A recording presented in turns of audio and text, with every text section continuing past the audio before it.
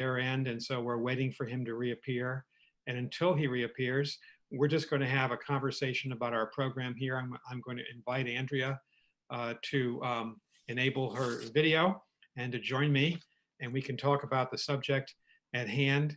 I do want to let people know that at 5:30 p.m. Eastern time today, we'll be with the Prime Minister of Australia, Scott Morrison, and he'll be interviewed by Margaret Brennan of Face the Nation. But it's a real pleasure to see my friend Andrea Mitchell.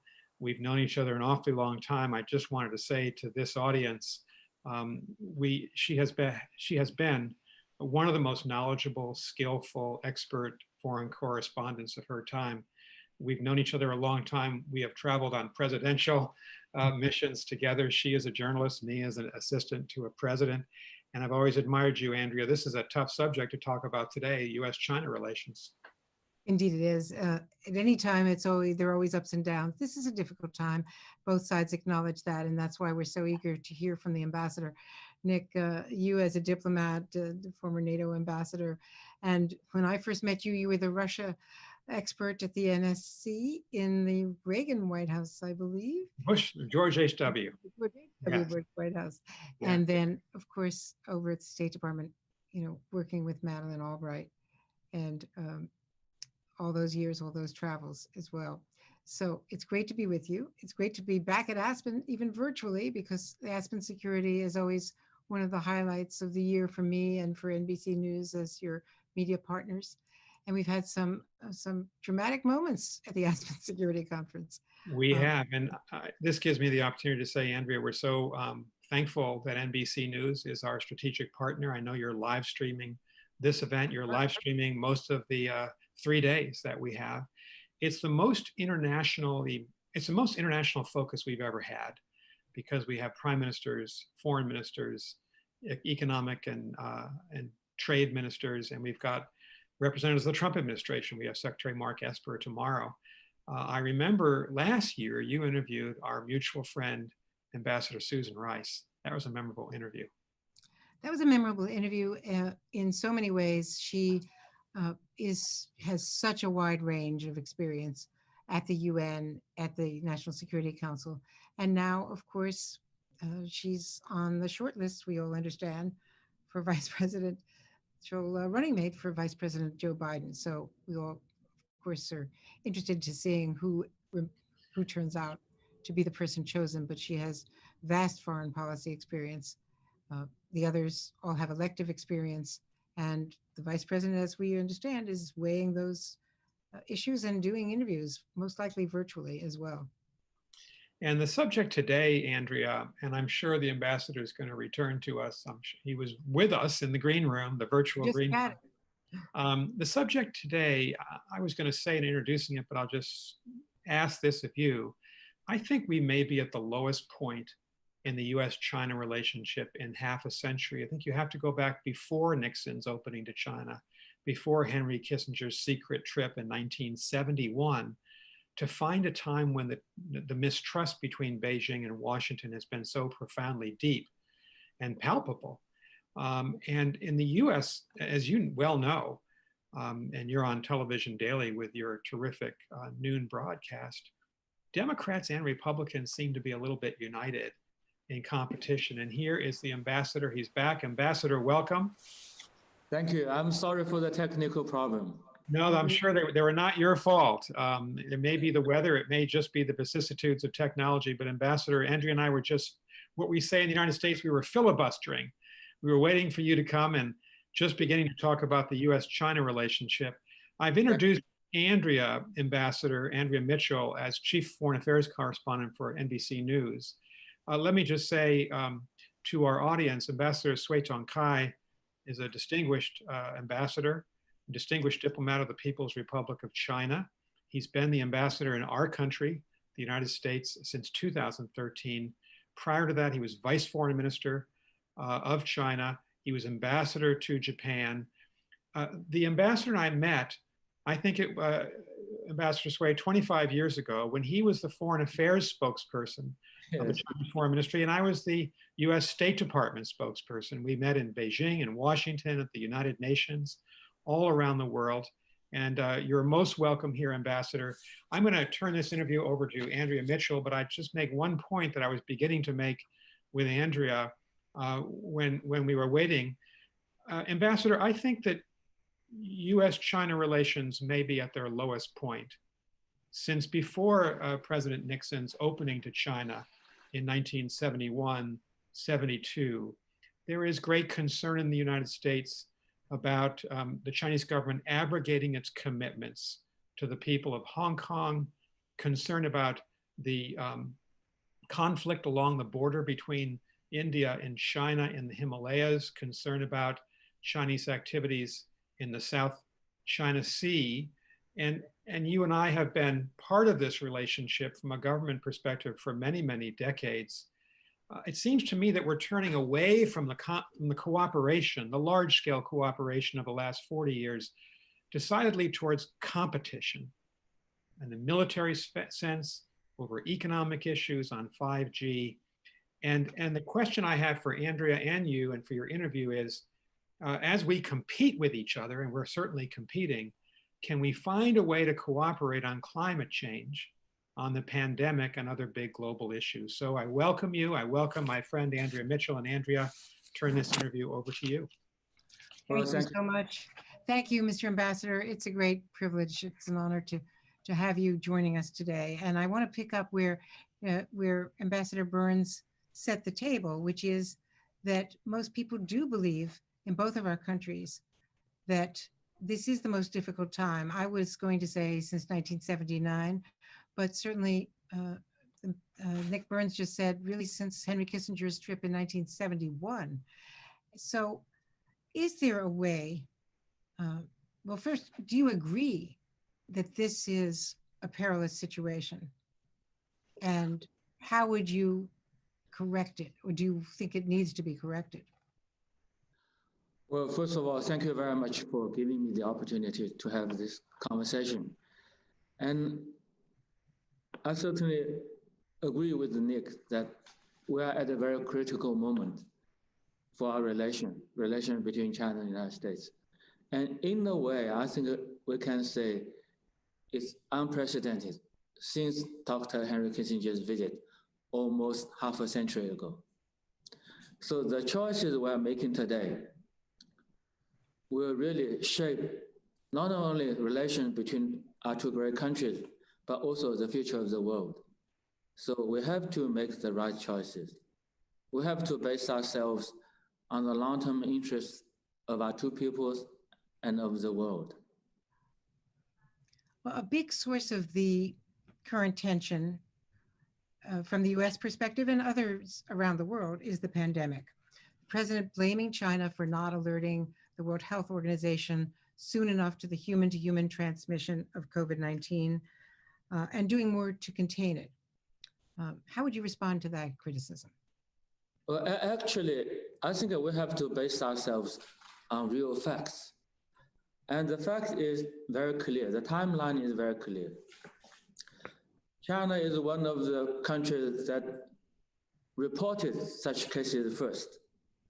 But now, of course, there's increasing reports and information about possible earlier cases elsewhere in the world.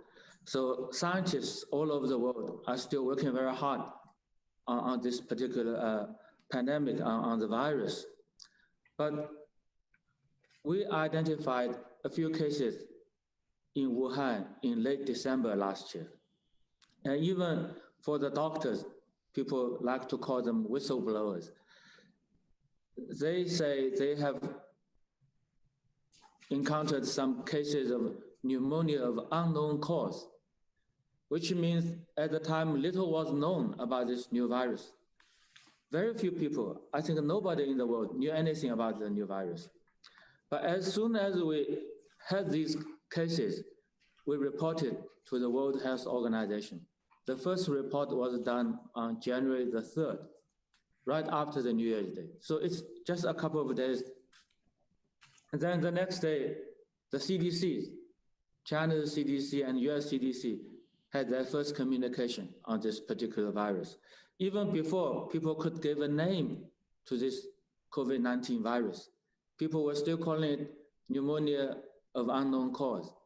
Then on January the 12th, as soon as we discovered the genome sequence of this virus, we shared it with the WHO and the international community. So everything was done very quickly. Of course, people are still learning more, still trying to learn more about this virus.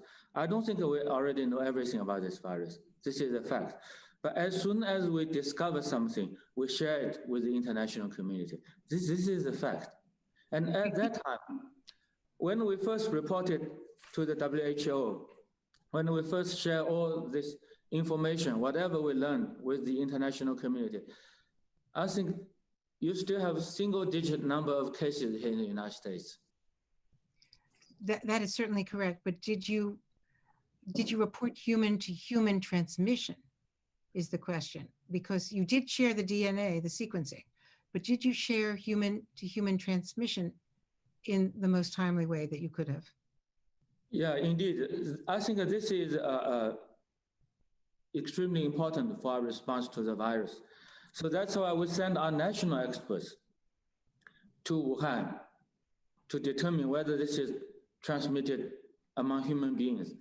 And once they determine that this is transmitted among human beings, we have the Wuhan lockdown. Within a couple of days, we locked the whole city of about 12 million people. So everybody knew that this is transmittable among human beings. And within 2 or 3 days, United States evacuated its consulate from Wuhan. So everybody knew this is very dangerous. I mean, just a few months ago when this all started, President Trump was praising President Xi's response. Now it's very different. Are they communicating at all? Well, actually, I think that they have had a couple of phone calls in the last few months, and also people at the lower level, lower than the president level, have also had that communication. And of course, the two economic teams has been in touch more frequently. And what is even more important is that I think the scientists of our two countries are working together. Some of the American experts, very well-known professors or public health specialists, they went to China in very early days. And they also joined the team sent by WHO to China in February. So I think it's very fortunate.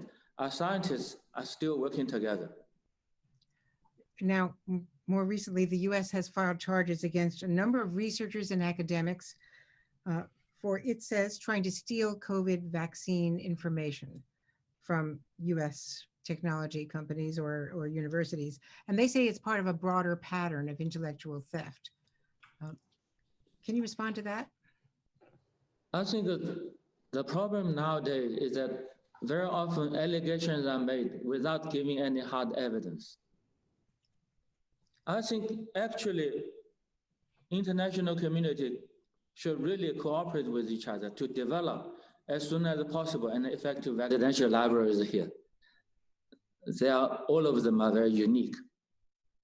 I think if we have a close look at the history of our relation since Nixon's visit to China or since Dr. Kissinger's visit to China, several things are quite clear. First, the normalization of a relation between our two countries and the growth of this relationship over the decades has served the interests of both countries and the world very well. It's quite clear all of us are still enjoying the positive outcome, the benefits of this growth of a relationship. Nobody can really deny this. Number two, our two countries, of course, are very different in terms of historical heritage, culture, economic development, and political system, and so on and so forth. These differences will be there to the problems. Is there a way to to dial down the rhetoric as long as you speak of global dominance. The president speaks of the China flu. Those are harsh words. Well, it's certainly wrong to have such stigma. And the virus, as defined by the World Health Organization, is COVID-19. And the WHO has rules that the name of any such virus should not be linked with any particular place, people, or ethnic group, or even particular animal. This is an international rule I think all of us should follow. As for global dominance, China certainly have no intention to seek global dominance. But people here in this country talk about it so often. It seems to me there's such an obsession with it. How do you interpret global dominance? Is it the phrase America first, or what is your sense of what global dominance means as you see the United States? I think this is a very good question. So those who are seeking global dominance should give us an interpretation. I don't think anybody should try to do that. I want to ask you about the new law in Hong Kong, which the United States and British officials have criticized as well as others. China is now delaying Hong Kong's election that was to be held on September 6th for a year. Couldn't the election be held safely despite the pandemic? Why delay the election for a year? And can you assure residents of Hong Kong and the world that there will be elections, democratic elections in Hong Kong?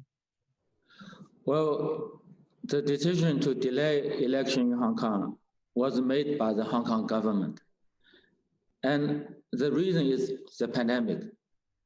Because in recent days, people see a significant resurgence of the confirmed cases. This is very alarming. So the Hong Kong SAR government decided that if the election goes as planned, the risk, the danger of the pandemic spreading even wider would be very serious. And actually, in other parts of the world, I think maybe over dozens of countries or regions have decided to somehow postpone their election or events like this. As for the new law, the national security law in Hong Kong, by definition, it is about national security. And actually, Hong Kong should have enacted its own law for national security as provided for by the Basic Law of Hong Kong. But you see, 23 years have passed since Hong Kong returned to China. And this law of national security is still not there. So the absence of Hong Kong's own law about national security has led to a lot of serious consequences. People see rising violence in Hong Kong. The city is quite destabilized. People feel it's no longer a very safe place to live or do business. And of course, the absence of this law has hurt China's national security interests, but also has hurt the safety and security of the people both in the mainland and in Hong Kong of China. And it is also hurting the interests of Hong Kong's international economic partners. So in a sense, we were forced to enact this law so as there's a better guarantee for Hong Kong's stability. So the rising violence in Hong Kong could be stopped. Everybody could have a safer environment, a safer place to live. Hong Kong could continue to be an international financial, trading, and transportation center. And the system, the policy of one country, two system would continue. Of course, the Hong Kong government that delayed the election is hardly independent from Beijing. The people who are invested in democracy in Hong Kong wanted the election, and the people who want a stable economic base in Hong Kong around the world want elections and a stable democracy. Today, China has issued arrest warrants for 6 pro-democracy activists, including one who is an American citizen, and of course, the well-known Nathan Law, who is already in the UK. What actions were they taking that threaten the stability in Hong Kong? I don't think people should make the distinction between what they call democracy or anti-democracy. Actually, all these law enforcement actions are taken according to the law. Anybody, if they violate the law, they should be punished. That's it. It doesn't matter what kind of political views they might have. The law, nobody should violate the law. I want to ask you about TikTok. The president was talking about banning it. Now it is apparently possibly going to be purchased by Microsoft, the American entity of TikTok. Given China's law and China's ability, Beijing's ability to demand that Chinese corporations can retrieve data from any of these companies, can you understand why President Trump and the US government wants to make sure that if TikTok operates here in the US, that Beijing will not be able to reach in and get any data from US citizens? I don't think there's any evidence that any company is giving such information to the Chinese government. People make these allegations, but they never show us any evidence. And very often we hear complaints here that we don't give a level playing field to American companies. But more and more, I believe we should complain. Chinese companies are not having a level playing field here. There is such a degree of political intervention, government intervention into the market. There's such a discrimination against Chinese companies. And these companies are just private companies. So I think it's not fair to make such allegations without giving any evidence, and to accuse China of not giving American companies a level playing field, while at the same time, they themselves are denying Chinese companies such a level playing field. This is extremely unfair.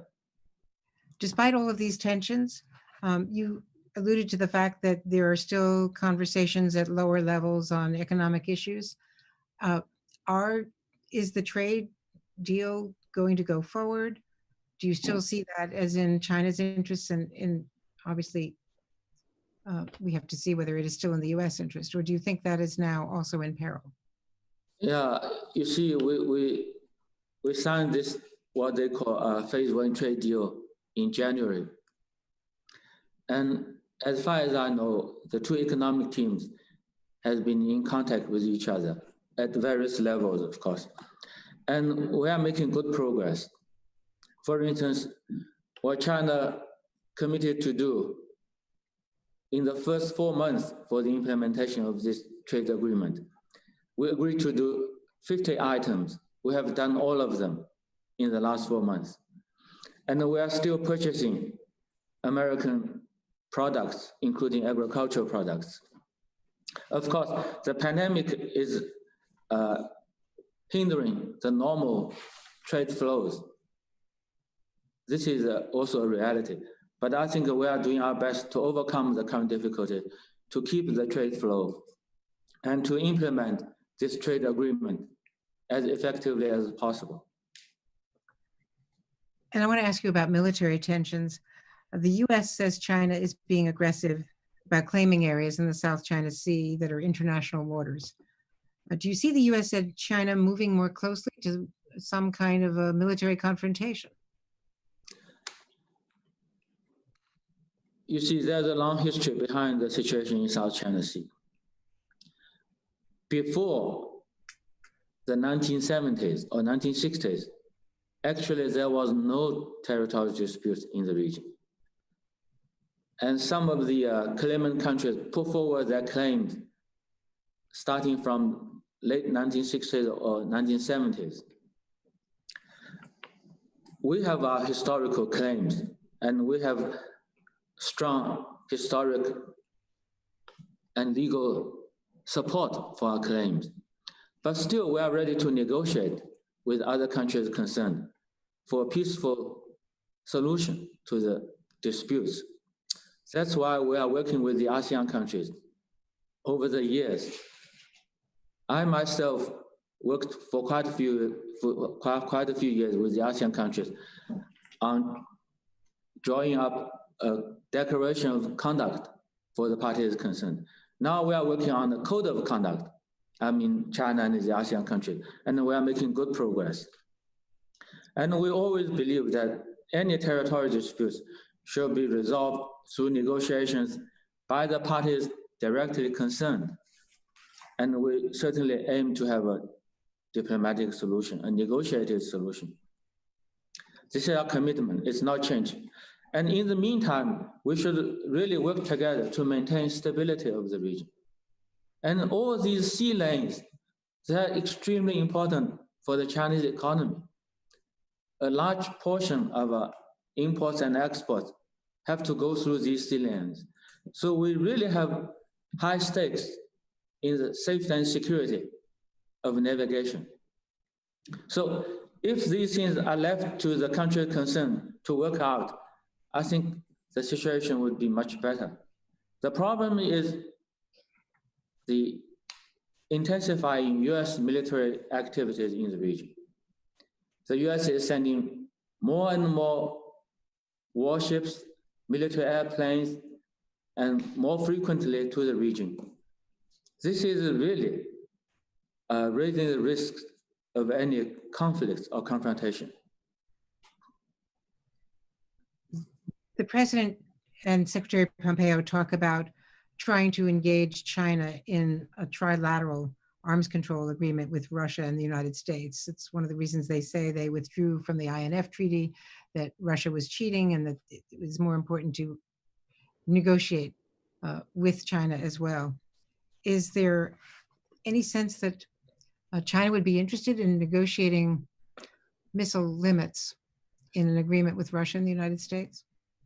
I think there are now very important negotiations between US and Russia on some of the existing treaties between the two countries. And these treaties are extremely important for international strategic stability. We hope these treaties could continue. But I don't know what is happening between US and Russia. Maybe we should, I do hope we could have reason to be optimistic, but I don't know. We just pray that they will continue these treaties and keep the international strategic stability. So you see, all over the world, United States and Russia have the largest nuclear arsenal. This is known by everybody. This is international consensus.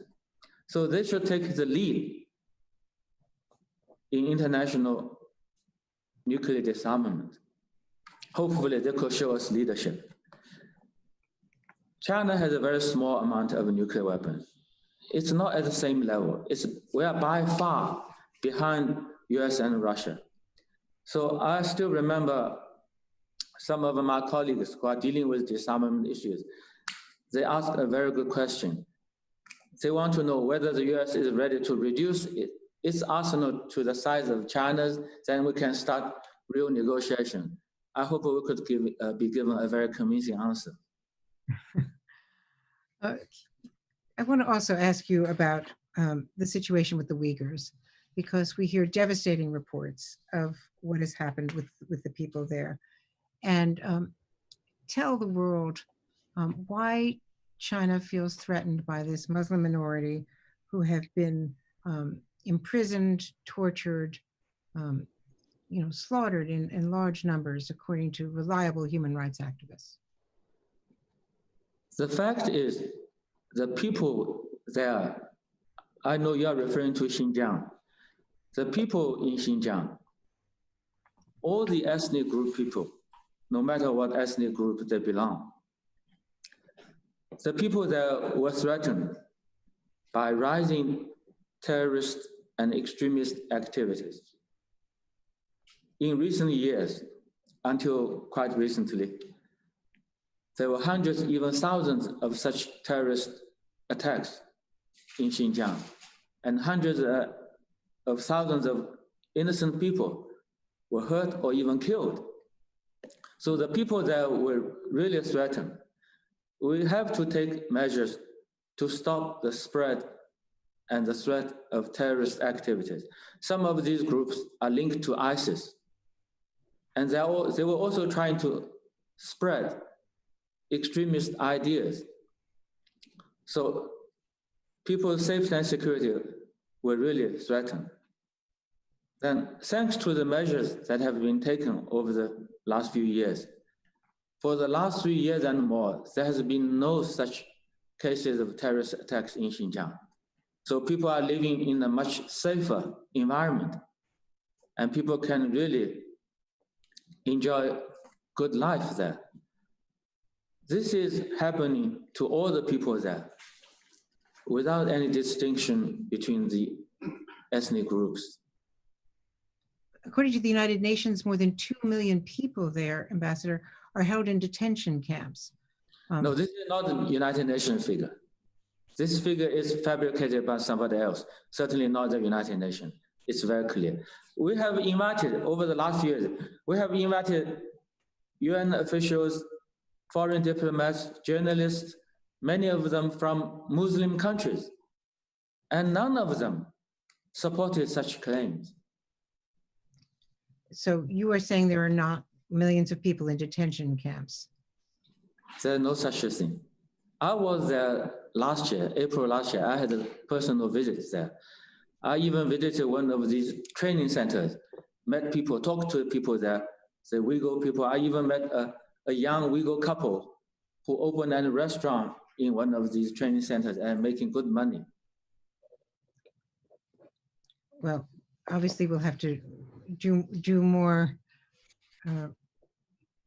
work on that, but I know that this is a almost universally held criticism of China, and it's something that the world really needs to have more answers to. Well, Madam, with all due respect, I very often hear people in this country say this is something universal. But when they say universal, it's mainly maybe United States, a couple of European countries. If you talk about anything universal, you have to consider China itself has 20% of the global population. If you count in countries like India, Africa, Latin American countries, the majority of the global population is very often not included in this universality. I want to get back to the relationship between President Trump and President Xi, because we saw them at Mar-a-Lago. We saw the president's grandchildren singing in Mandarin to him back in 2017. It's a relationship that even through January and February of this year, the president was praising President Xi. How did we get to the point of him talking, with racial epithets like Kung flu and also talking about the China flu? Why do you think he is blaming all of this on China? Well, I don't think there's something for me to explain, but I can tell you, I have been present at most of their meetings, Mar-a-Lago, and you see Beijing, and Argentina, Buenos Aires, and Osaka last year. I think the meetings between the presidents has provided important guidance to the overall relations. There have been, all these meetings were quite positive. I would certainly look forward to more interaction like this, an effective working relationship between the two governments, between the two leaders. Is there any chance of an overture? Would there be any outreach from China to Washington, or should Washington reach out to China? Who will take the first step at the head of state level? Well, I think this is a job we diplomats really have to do. My good friend, Ambassador Branstad in Beijing, I myself here in Washington, we will continue to do our best. Nick Burns raised the issue of cooperation on global warming and climate change, perhaps the greatest threat facing the world. Certainly the greatest threat facing the world. Can that progress be made as long as the United States does not rejoin the Paris Accords? Well, whether the US will come back to the Paris Accord, this is a decision up to the US to make. But it's quite clear, climate change is a very good example that we are living in a very different world. We are living in what we call globalized world, whether you like it or not. This is a reality. And we have to work together to respond to all these global challenges. No country can handle all these things all by itself. We have to work together. But for China and the United States, since we are the two largest economies in the world, since we are permanent members of the UN Security Council, I think we do share special responsibility, not only to our own people, but also to the international community, that we should take the lead in promoting international cooperation to confront all these challenges. We are certainly willing and ready to do all this. Returning to Hong Kong for a moment, I just wanted to ask you, will you commit to holding an election in Hong Kong a year from now? I think this decision has to be made by the Hong Kong SAR government in accordance with the basic law and its own laws. It's not up for me to say. Are they really able to make that decision without Beijing's approval? You see, Hong Kong has high degree of autonomy. Well, it did, but it no longer does, according to most people. I think people have to be careful. High degree of autonomy is different from total independence. Hong Kong is not a sovereign country. It's part of China. It's a special administrative region of China.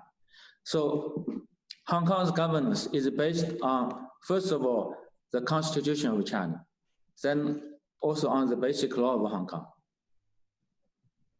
And actually, the Constitution of China and the basic law of Hong Kong, they provide the real guarantee for this one country and two systems.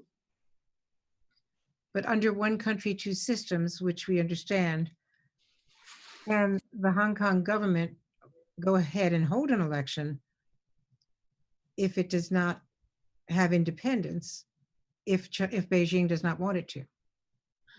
No, I think the decision to delay it was based on the assessment of the situation of the pandemic. This is the only reason. They cannot take the risk that more and more people would be affected and things could get out of control. The risk is just too high for them. Well, I know that there are a lot of people who want to ask questions as well of you, and I don't want to take all of your time, Ambassador. You've been very, very generous with your time with us today. I think the first person who has raised his hand in the chat room is Stephen Shapiro. Mm-hmm. We'll wait a few moments to see whether Stephen Shapiro can open his mic.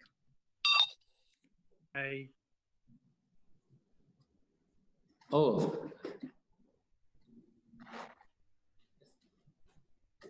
Stephen, you need to unmute, please. Yeah. You click that. Okay. Thank you very much, Nick, and thank you, Ms. Mitchell and Mr. Ambassador. Unrelated to the discussion so far, I'd like to talk to you about the Arctic.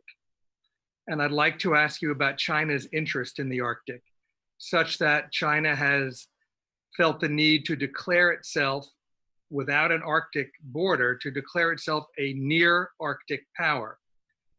So my question for you is, what is the impetus for this great interest in the Arctic? Is it mineral acquisition? Is it transportation ease? Is it strategic with respect to the movement of potential military assets? Is it to go? Is it to keep up with your friends, the Russians, or even with us? So I put this to you as an open question. Thank you very much.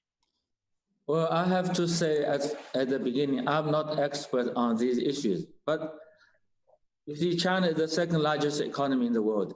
We certainly have a lot of interest in the world, and we certainly want to make contributions to the preservation and utilization of any part of the Arctic. And we want to make our contribution. We want to work with other countries. We have no military intentions for these places. We want to contribute to peaceful use and preservation of the environment there. And we are ready to talk with other countries. We know United States and countries like Russia, you also have very strong interest. Then we should all talk to each other and should work together to make sure nothing wrong is done to that part of the globe.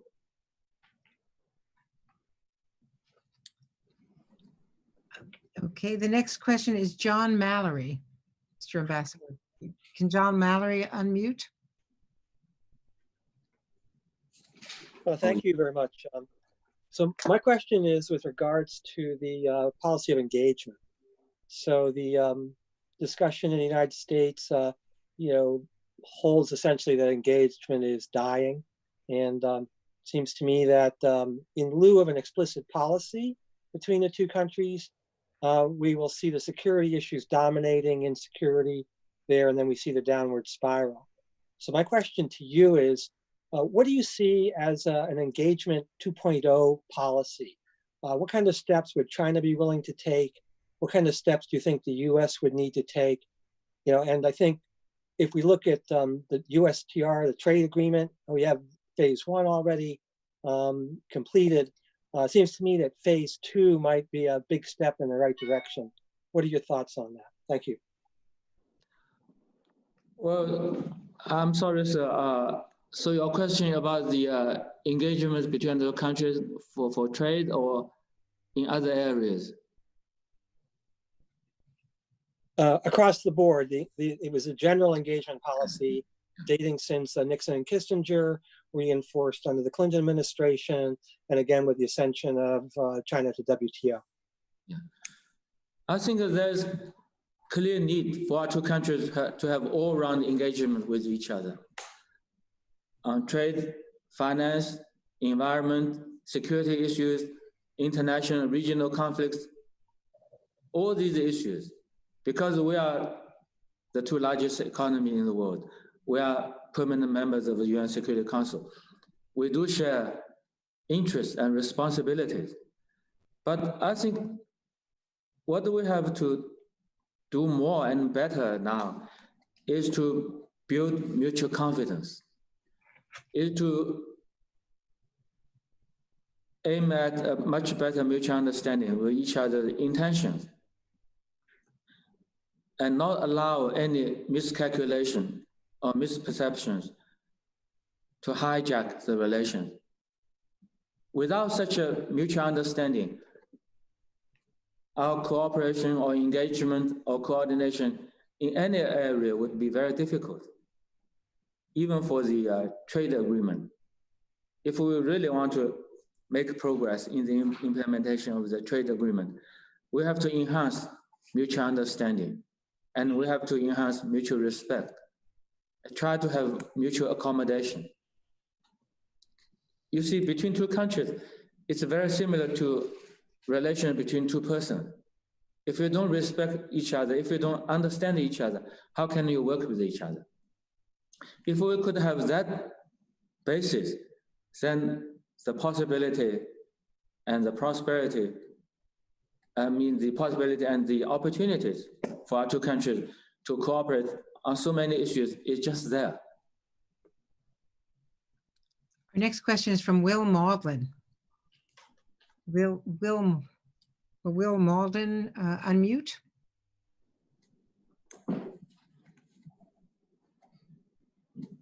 just follow up a little bit on the previous question. Is there going to be specifically a meeting in mid-August, August 15th? My colleagues are reporting at the Wall Street Journal to reevaluate the trade agreement. And if so, what is China's position on that? Thank you very much. Well, thank you for your question. Yes, the original plan was for the two teams to meet 6 months from the starting of the implementation of this phase 1 trade agreement.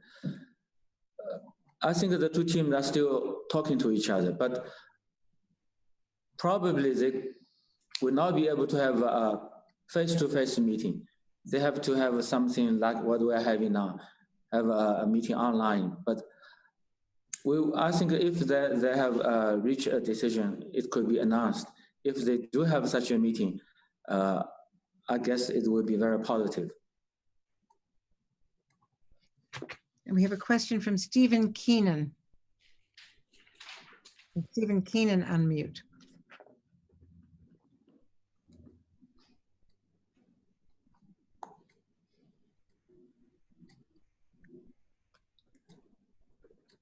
I want to give him another minute. Hello, Ambassador. Thank you so much for a very kind and informative conversation. It's conversations like this that will hopefully bring our countries back together to be the friends that we want to be for a very long time. I personally feel that China is just going to the thousands of years where China was an equal in the world community. What do you feel the symbolic things America and China could be doing to get our relationship back to where it was not too long ago? And let's remember, during our 2008 financial crisis, it was China that spent an enormous amount of money that helped the entire world financially. What do you feel that we should be doing to help right the ship of good relations with the two most powerful countries in the world? Thank you. Well, thank you very much, sir. Thank you for your very encouraging words. And I do share your hope. I totally share your hope. And you are right. If we look at the three major international crises since the beginning of the century, the 9/11 terrorist attack, the international financial crisis, and now the pandemic, it's quite clear the global challenges we are faced with today are global in nature, and it requires global cooperation, and especially cooperation between our two great countries. Otherwise, we will not be able, none of us will be able to really solve these issues, to overcome such difficulties, and really make our future much better. And we are also working together on many of the international regional issues, from the nuclear issue on the Korean Peninsula to the Iranian nuclear issue, from Afghanistan to the Middle East. All these issues also require multilateral collaboration and cooperation between our two countries.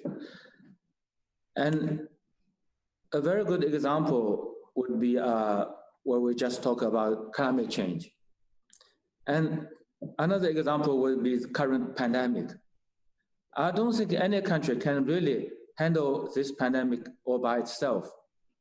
Of course, now we are faced with somehow different situations in various countries because conditions vary in different countries. But still, I don't think any country can say, I'm 100% safe from the pandemic, while other countries are still struggling. We have to help each other. We have to make sure that the pandemic is contained and hopefully overcome, and effective vaccine is developed, effective medicines are developed, and lives are saved. People can have a better assurance for their health. And this has to be done by the entire international community. And hopefully our two countries can really take a lead in this. Mr. Ambassador, I know Nick Burns is going to ask you the final question, but I just want to say, I want to thank you for making yourself available Thank you. a very important forum, the Aspen Security Forum, I and of course, very good question. Thank you very much. and Nick. Andrea, thank you very much. Ambassador, thank you for the interview. Ambassador, I wanted to ask one final question, if Andrea would permit, and maybe Andrea can be the umpire. The ambassador and I met in Grand Rapids, Michigan 18 months ago. We spoke at a conference in front of 500 business people to mark the 40th anniversary of the establishment of the US-China relationship by Jimmy Carter and Deng Xiaoping. There was a little bit of a celebratory mood then that, you know, the United States and China had done a lot, accomplished a lot together. But ambassadors, you know, the mood has shifted quite dramatically in the United States. There is widespread disappointment, I would say even anger in the United States about China's actions, anti-democratic actions to snuff out the democracy in Hong Kong. There is a sense that in the South China Sea, the People's Liberation Army moving out against both the Philippines and Vietnam, acting illegally on the extravagant legal claim that China has. Widespread opposition to what's happened in the PLA, assertive against India on the very long border in the Himalayas. And Andrea asked you a question about the Uyghurs. In this country, there's a lot of evidence. And we believe that the Uyghur population, maybe up to as many as 1 million people, have been subjugated unfairly and treated unfairly. So I want to say to you, and we've known each other a very long time, views are hardening here in the United States. And I would even say that most Democrats and most Republicans are united in the belief that China has been too aggressive in the Indo-Pacific, and that we may be at a fundamental turning point towards competition. So my question to you is there a recognition in Beijing of the very tough-minded attitudes here, negative attitudes here in the United States towards China, towards the government in Beijing, by both of our political parties and nearly all of our leaders? And what can Beijing do to allay that concern? Because this is part of what diplomacy is. And right now we're not seeing much conciliation at all from the Chinese government. Well, Nick, when you were talking, I somehow thought you were still spokesperson for the State Department. You see, Andrea and I, we touched upon many of the issues you just mentioned. I know we have limited time. I don't want to repeat everything. But let me say this to you. People in China, the Chinese people, they are also very much shocked, and they feel very disappointed by what is happening in this country towards China. There's a rising anger among the Chinese public. I think people have to be aware of this. You are asking us what we can do to make the relations better. And people in China are asking what the United States can do to make the relations better. And for many of the issues, sometimes I just don't understand why such misperceptions could continue and even spread. You see, I myself was personally involved in dealing with many of the issues in Asia. And I know China and all our neighbors just want to have normal, stable, and friendly, mutually beneficial relations. We do have disputes, like the border disputes with India and some territorial disputes in South China Sea. But on the whole, all the countries in our region want to develop mutually beneficial relations. I don't think any one of them want to see any escalation of tension. This is also the reality. So I have full confidence that between China and our neighbors, we'll be able to solve any problem through friendly and peaceful negotiations without external interference, without external attempt to escalate the situation. For instance, China is surrounded on the land by 14 other countries. That means we have land borders with 14 countries. And out of the 14 countries, we have already solved the border issue. We have concluded treaties with 12 of them. India and Bhutan are the only two left. Maybe we are not able to solve the border issue in the short while, but I don't think this issue should dominate relation between China and India. And I don't think this is the view of our Indian friends.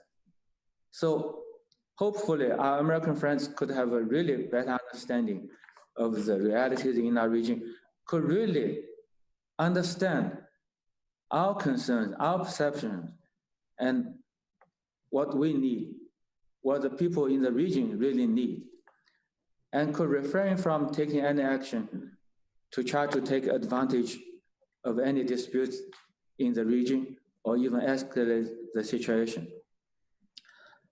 I think the real problem for America, I want to be very honest and frank with all of you.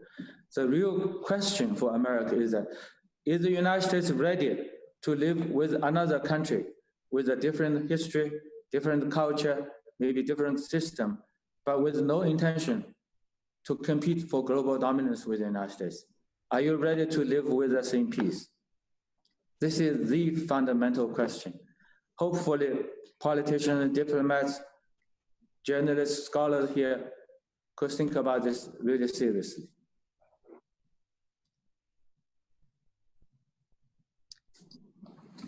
Well, Nick disappeared. thank you again. I think Nick correctly points out that there is political agreement among Democrats and Republicans on few things in the US right now, but suspicion and antagonism towards China is one of them. So both of our countries have our work cut out for us to try to overcome those disagreements. That I agree. We have both sides. Both of us have to work harder to overcome the current difficulty, to try to solve, to dispel such suspicion, doubts, or even fear. We have to build a constructive and mutually beneficial relationship for the future. We can all agree with that aspiration. Thank you so much. Thank you. Thank you. Ambassador Burns. 我们可以下线了是吧？ I think that is the conclusion of our conversation. My thanks again to the ambassador and to the Aspen Security Forum.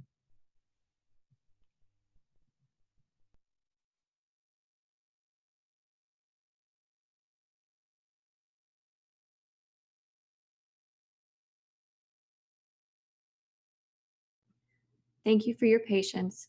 Our next session